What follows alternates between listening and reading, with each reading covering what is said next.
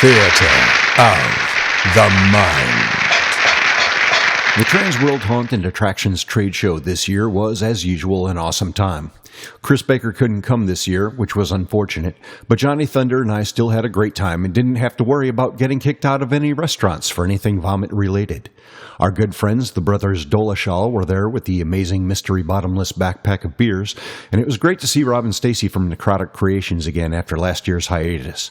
I chatted with a few vendors I've come to know, and the word was pretty unanimous that sales were back up after the past few years' slump. Good times aplenty, and the weekend was over much too soon. I had a chance there to chat briefly with Ed Terebus, head honcho of the Erebus Haunted Attraction in Pontiac, Michigan, who had graciously given me a lights-on backstage tour of the haunt several years ago. I've talked about Erebus before in previous segments, and marveled about how it's basically a pro haunt with a home haunter's approach.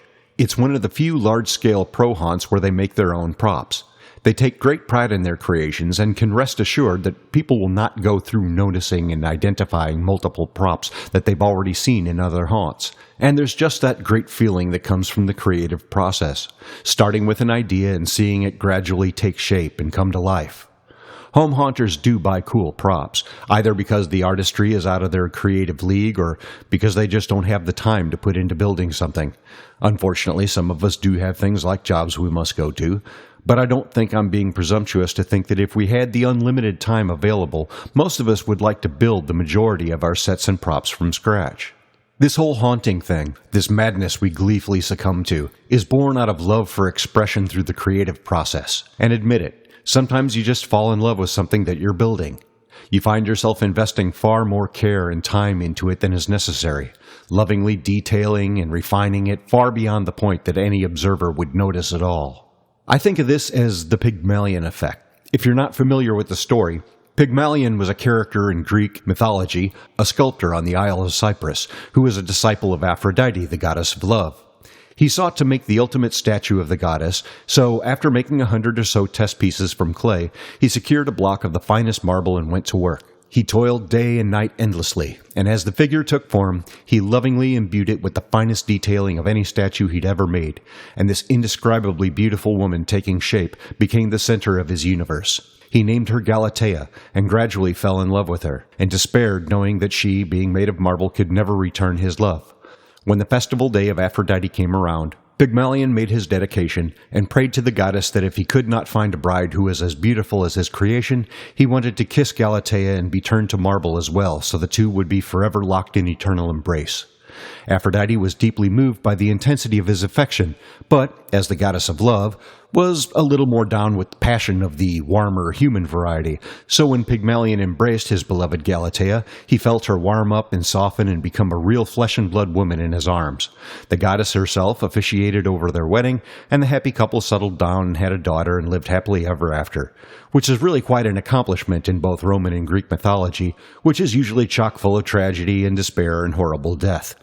If he'd been able to break the fourth wall like Deadpool and see how much better he had it than all the characters in those other stories, he'd have been able to appreciate how truly lucky they really were. The idea of a man-made creation coming to life is an ancient concept existing in the mythologies and folklore of countless societies in human history. Many, however, are not always as happy as the tale of Pygmalion and Galatea, and often have tragic results. In Hebrew folklore, for example, we find stories of the golem, humanoid slaves created by rabbis who follow the path of the Kabbalah, a branch of Jewish mysticism. The golem is formed of clay and given the breath of life, which, in the tales, is usually bound to it by a sacred inscription on its forehead or on a scroll inserted into its mouth or hung around its neck. The creature could be formed for the purpose of domestic duties or manual labor, or, in the most famous tale of the Golem of Prague, as a sort of military sentry bot to defend the community from anti-Semitic attacks. In that tale, as the imbued life force continued to take hold on the once stupid and obedient creature, it gradually grew in strength and self-awareness, eventually becoming unstable and violent, threatening and attacking the very people it was charged to protect. Fortunately, its creator was able to wrest the scroll with the sacred words of binding from the golem's mouth, breaking the bond that sealed the life force within the clay, and the creature collapsed into rubble.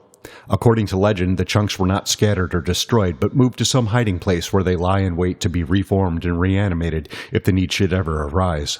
If some future mystic ever does find the golem and get it back online, let's hope it reboots back to its original programming and doesn't just pick up where it left off and go on a rampage. Which, come to think of it, would actually make a hell of a movie if it hasn't been done yet. If you're thinking that story of the Golem of Prague sounds a lot like a certain famous book by Mary Shelley, an eventual iconic Universal Pictures movie monster, you're not alone. While there's no evidence that Shelley was influenced by the Jewish legend of the Golem, rather her influences are widely believed to be a combination of her father William Godwin's novels, the Roman poet Ovid's retelling of the Greek myths of Prometheus and Pygmalion, and elements of her own tragic past, it still echoes the morality play elements of the dangers of humans playing God. It could also be seen as a cautionary tale of the potentially tragic effects of social ostracism. Frankenstein's monster is as much of a tragic victim as it is villain, as it begins its new life as a sympathetic creature, hated and shunned by society until it sees its own reflection and realizes how truly hideous it is. At this point, it commits several murders of people it believes responsible for its sorry fate and turns on its creator, demanding Dr. Frankenstein create a bride for it so it will no longer be alone in the world, and threatening to kill everyone he knows and loves until it gets his wish. Haunters and horror fans have a bounty of monsters to choose from. Demons, ghosts, shapeshifters, vampires, the undead. But I've always felt there should be a special category for those creatures I like to call the created. Why? Because they carry a layer of complexity, a subplot, if you will, that adds an extra storyline that can function as either an embellishment or the primary plot. The story of the creator. Why did the creator make the creature? What purpose was it made for? Good or evil? And if said beasties are numerous, are they functioning independently or are they coordinated with a shared purpose? And are they still under the maker's control? As is the case with many elements of a haunt's backstory, the tale of the creature's creation may be difficult to put across to the guests without presenting some narration. If the haunter opts to go this route, it's best that the line actor or host condense a very quick, simplified version of the story to the groups before they go through the haunt.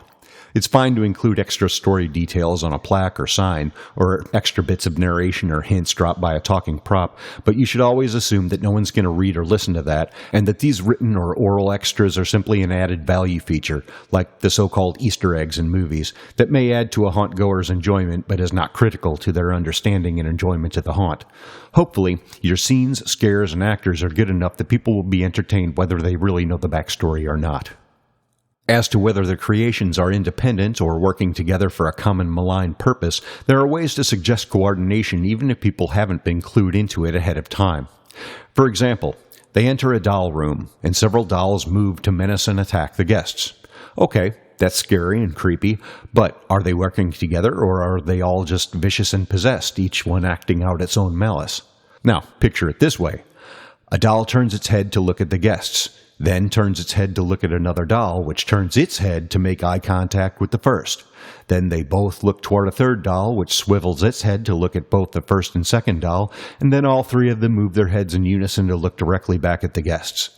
The whole sequence may take 4 or 5 seconds, but it definitely grabs attention, and it speaks volumes about what's going on. They're all working together, and they're all focused on you.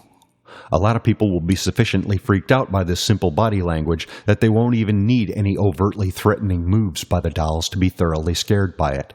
Of course, if the dolls all raise knives at this point, it should pretty much seal the deal even for the slowest observer. Coordinated motion suggests coordinated purpose, and props or actors who move in unison toward the guests give an immediately understood sense that the baddies are an organized team with the goal of giving the outsiders a really bad day. The idea of a house full of creatures all created and controlled by a central villain can make for an oppressive, claustrophobic atmosphere because it suggests to the haunt-goers that they've been swallowed and they're in the proverbial belly of the beast, surrounded and trapped by the organs and agents of a single malignant purpose. In this type of storyline, lighting and sound effects or music that would work really well would be dark and foreboding, building a slow burn of tension. However, what if one of the first mangled dead bodies the audience sees is that of the creator? If they've been provided with a visual of the mad doctor or wizard or whoever at the beginning, and see that he or she has been obviously killed by the created, then the idea becomes instantly clear. The created have gone completely off the rails, and there's no one controlling them. Under that scenario, a much more chaotic and deranged atmosphere would work nicely, with layouts, lighting, and soundscapes that enhance the sense of craziness, confusion, and panic.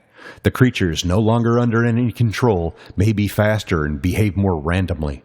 Both scenarios work great. The haunter just needs to decide which atmosphere they want to work for, and then coordinate their visual and sound elements to fit the right atmosphere to that storyline.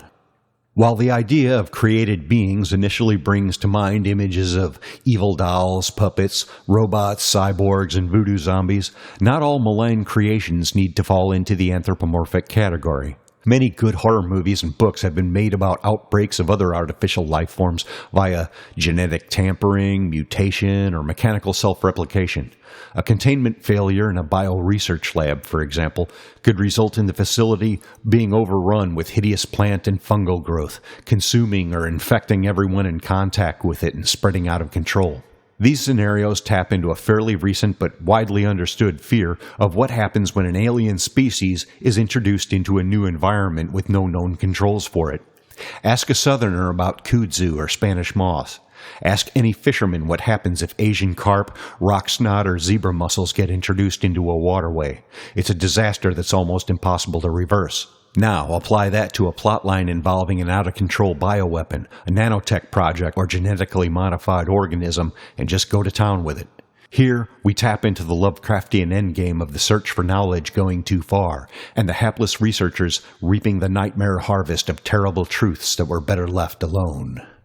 Alexander Pope wrote long ago that a little learning is a dangerous thing, but 200 years later, Lovecraft let us know that too much learning can be an absolute disaster. Movies from the silence of the 20s to the blockbusters of today have plumbed the dark shadows and darker results of such pursuits taken beyond the limits of ethical responsibility and human control.